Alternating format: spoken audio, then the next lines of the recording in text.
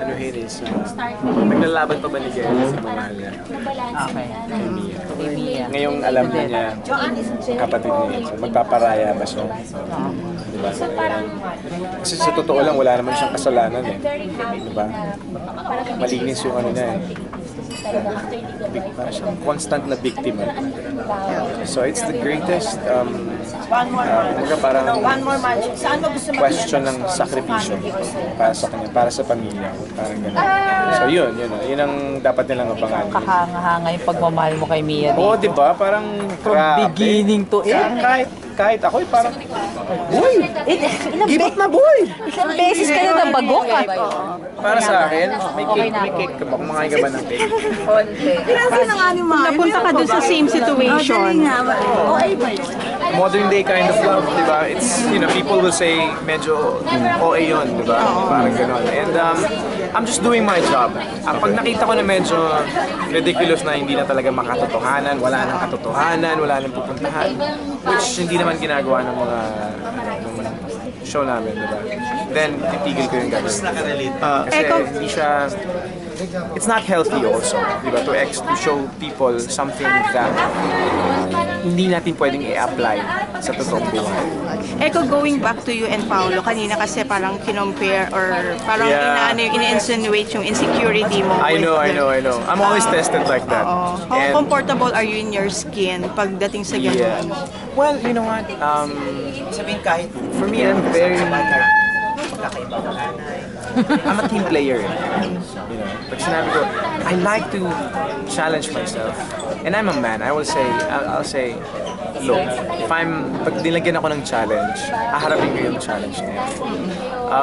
But of course with the question, parang you're trying to, may nilalabas ka sa akin na something negative. But there's a deeper understanding to what people just see television set and they see, wait, he has more scenes than you, diba? But I see the whole story, parang ganyan. Parang I've worked 20 years and I've worked, alam mo yun, I've given my heart and soul to it, diba? If people don't see that, then... Hindi maganda yung scene mo mamaya. Naabangan ko nga yun eh. Yeah, but I always look at longevity, alam mo yung it's not, my career is not about always just rising up. It's about how you give someone a chance to shine. Viewers kasi are used to parang pag bida ka, kailangan bida ka lang lagi. Parang gano'n.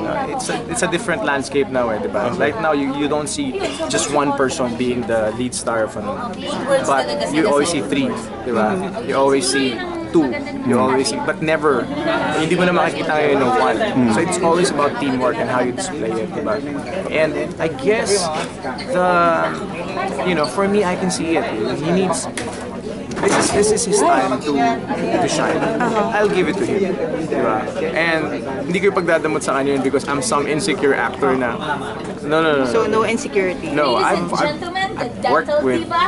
worked with veterans, I've worked with diba? To me, my validation doesn't come from tweets, it doesn't come from how many scenes. My validation comes from, did I do a great job sa role na binigay sa akin? Yeah. Ikaw, can you say na itong Bridges of Love isa sa challenging na nagawa mo sa career mo? In terms of trying to convince myself if ginagawa ko pa yung tama na dun sa story, yes. Alam mo yan, because I'm always put in a situation na, naku ba, you're a meddling fool. Parang ganun di ba? But people, people feel for him, di ba, na I guess, to date, it's not only because of the script, but in terms of the working conditions namin and kung ano yung sitwasyon na hinaharap namin sa set. It's one of that's my mission here, to show the value and importance of family. Okay. Si Maha magpapahinga daw after Bridges. Ikaw, anong gagawin mo? Anong plano? Magpapahinga siya? Oo, sabi niya. Well, of course, magpapahinga sandali lang. But kanina we were talking about it. So, gawa muna ako ng mga small projects. Next year na ulit yung TV. I'm supposed to do one more TV series. And, of course. This year, meron pang isang Hindi naabot this year. Next year. September na eh.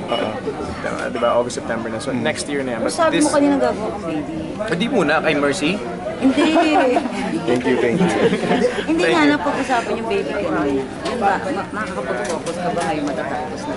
Hindi pa. Hindi pa. Yung sa Canada trip ba? Magbibiyahe pa kami. So wala pa sa plano. Pero ito bakit sinet aside mo muna yung pagkanta? Kasi I've heard na hindi ka na muna kumanta kasi nagpa-release ka sa Border's Tour at nag-focus ka naman sa Star Magic sa Yeah. bakit ganun? Na-feel ko na I have to give more sa acting career ko sa stage na to. And yung stress sa set is giving my voice a hard time. Even, you know, of course, yung mga mentors natin dyan na mga veterano, di ba? I'm not really a balladeer, but more alternative rock and ganyan. But still, singing pa din yan. But I just noticed that I don't have much time for rehearsals and practice. And ayoko lang lumabas na half-baked. Kunyari, o kaya lalabas ako sa ASAP, then hindi at par yung yung kalidad ng boses ko. Ayoko lang makulaan ako. So I have to sacrifice that for the meantime. Pagkatapos ng Bridges of Love, yun ang gagawin ko. I'm gonna start singing again and then gonna produce a new album siguro or a new single. But I'm going to work with musicians na. Hindi na yung puro -1 lang, ganyan. Kasi na-realize ko at this stage, kung may gagawin ako, gawin ko na ng solid. Diba? So I'm gonna go back to the band scene. Gusto ko ulit mag-produce na This year ito mo gagawin? Well, this year kasi may time na ako ngayon eh. So ito na yan. Yun lang yung reason nun kung bakit ako nag-backseat sa music. Kala ko naman Na ayoko na kumanta. May part na nakaka-frustrate because may time sa buhay mo na mahirap piliin yung acting ba o singing. Diba? I can sing for companies or for people, ganyan, or for events and fiestas, ganyan. I can still do that. Oh. Pero yung tipong gumawa ng album. Yung talaga. yung talagang full-time na Eh kasi ako gusto ko mag-stage ng concerts, gusto ko Pag di ako nag-teleserye, ang dami-dami kong gusto gawin. Films, concerts, scripts, writing, ganyan, videos. So, ito na siguro yung time ko dun. Masaya ako in a way na matatapos yung show namin because makakapagpahinga kami na magagawa namin yung gusto namin gawin na outside TV. Ano unang-unang surfing. Ang puti-puti ko na eh. Hindi ka na nakakapag-surfing? Hindi ako nakakapag-surfing. Surfing, yeah. So, yun muna gawin ko. Mag-relax muna. Just pakawalan ko na muna yung Gael.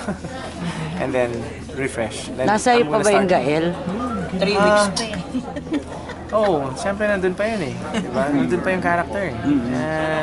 Every time punta ako sa set, kabisado ko na siya eh. Pero gusto ko yung clear muna yung isip ko. Alisin ko muna yung kung ano mga kalat dyan, tapos start reading new scripts. Yung mga scripts ako na kailangan bigyan ko ng attention eh. Ikaw, how does it feel na na ka-back-to-back mo yung pangako sa'yo, remake ng pangako I sa'yo? feel proud. I feel proud. Kasi baby, panahon na yan. Panahon natin. Panahon namin nila Tita Lea yun eh. And, Tanong ko sa'yo ginawa nilang ganun. Ginawa nilang show ulit, binuhay nila. So I feel proud. Kung ikaw ang papipiliin ng ending, personal choice mo. Ending Saan mo? Saan mo gusto mag-end? About the family or yung love story? Pali, meron akong yung pinaka-mellow na gusto kong mangyari, yung sumabog kaming tatlo eh. Ito seryoso ha? Hindi, kasi kung ako patatanungin mo, gusto ko magparaya siya. Si Gael. Kasi, yung diba, bilang kapatid. Mas matanda ako. Bilang kapatid. So family. Kailan last taping day? Family eh. August 7? Last taping. Yeah, baka nga August. First week ng August. Wala nang mamamatay ha, pinatay niya na si Muloy. Hindi, wala mamamatay. Pero yun yung ending na maganda eh. Masolve Pinatay lahat si ng John. family. Makita lahat, mabuo ulit yung family nila. Diba, after all, that's what we have to celebrate eh. Yung magandang mga pangyayari sa buhay. Sorry po, hindi na po kayo sa GGB. Last na to. Eko. Ay, hindi ka ba nalulungkot na being a singer eh? Yung ibang hindi naman ganun kagandang manta pero sila pa yung nag-hit yung mga songs tapos isa ba yun sa mga frustrations mo? Hindi ko siya ano eh. Kasi Hindi issue sa'yo yun. hindi issue sa akin yun eh.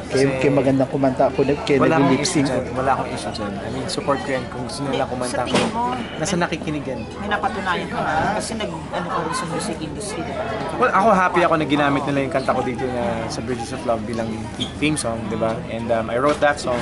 Pero for me, it's about the listener eh. Kung yan ang gusto nilang pakinggan, kung gusto nila makinig ng makinis na boses, di makinig sila ng makinis. Kung gusto nila ng garalgal, edi garalgal. Kung gusto nila ng funny, edi funny, di ba? Depende kung paano mo ita-touch yun eh. So if I make, babalik ako, if I make music